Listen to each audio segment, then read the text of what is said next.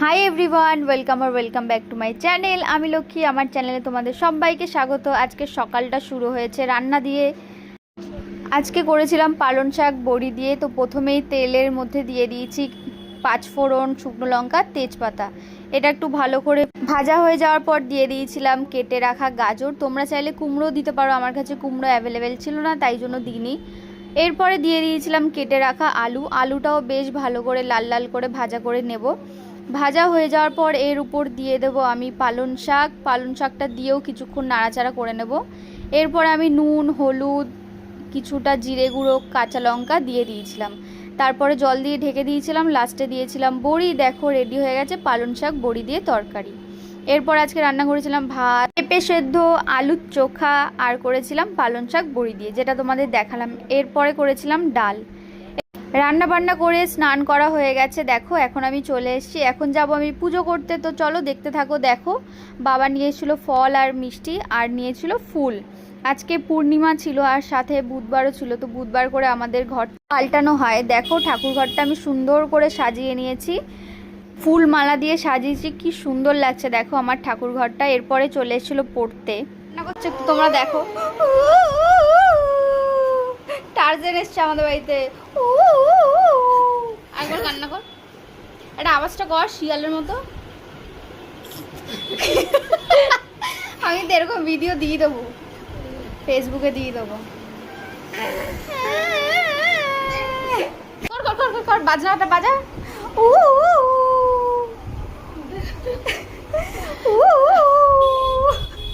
Guys আবার হেসে দিচ্ছে ধ্রুব আবার হেসে দিচ্ছে। কান্নাটা কর ঠিক করে। তাই আমার পেন্সিল দিয়ে লিখিস? তাই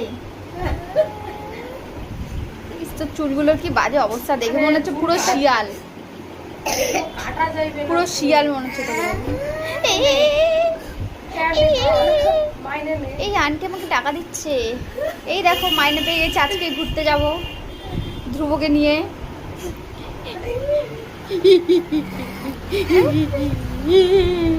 गाइस ये पगला गया है, इसको कोई संभलाओ। ওই দেখো গাইস শিয়ালের মতো আওয়াজ করছে।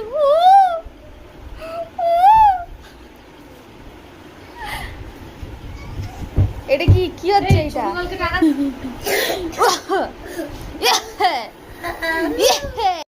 এরপরে ঠাকুরের প্রসাদ আমি তুলে নিয়েছিলাম, তুলে নিয়ে দেখো নিজের জন্য নিয়ে নিয়েছি। এরপরে পড়তে বসিয়ে পড়েছিলাম। ভাই তখন কান্না করছিল, সেটার কোনো রিজন নেই, ও পড়তে আসবে না, কিন্তু পড়তে আসলে আবার ঠিকঠাক করে পড়ে। এরপরে আমি ফলগুলো খেয়ে নিচ্ছিলাম। তারপরে ভাই এনেছিল মামা ভুজিয়া। দেখো আমি ভাবলাম দুটোই আমার। এ মা, তুই এমন করলি আমার সাথে, দুটোই দিয়ে দে আমাকে।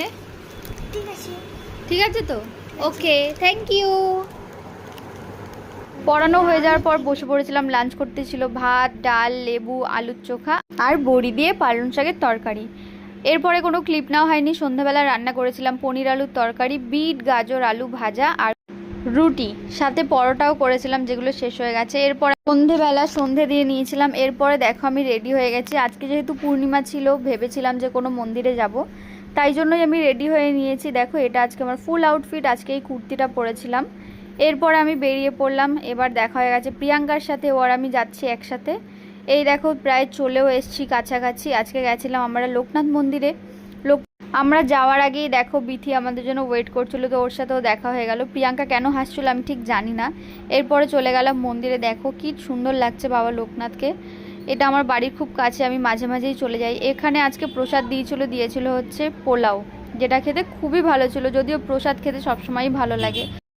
খাওয়া হয়ে গেছে, আমরা আবার নিয়ে এসেছি। প্রিয়াঙ্কা দেখো এত না, ঠাকুরের প্রসাদে দেখা দেখা কতটা দিয়েছে তবে দেখো গাইজ।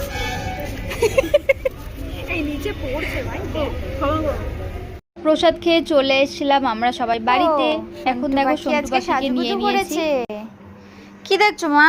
এদিক ওদিক তাকিয়ে তুমি কি দেখো? আমার ঘরে তো কিচ্ছু নেই, দেখার মতো তো কিছু নেই আমার ঘরে। হ্যাঁ কিছু আছে বলো তো? কি জানি দেখে। কাকে দেখিস রে? হ্যাঁ কাকে দেখিস? কি রে, কি দেখিস? দেখো, কি দেখো মা? হ্যাঁ, ওই দেখ।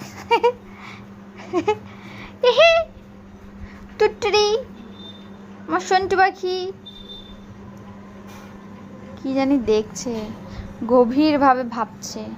দেখো দেখো। হ্যাঁ,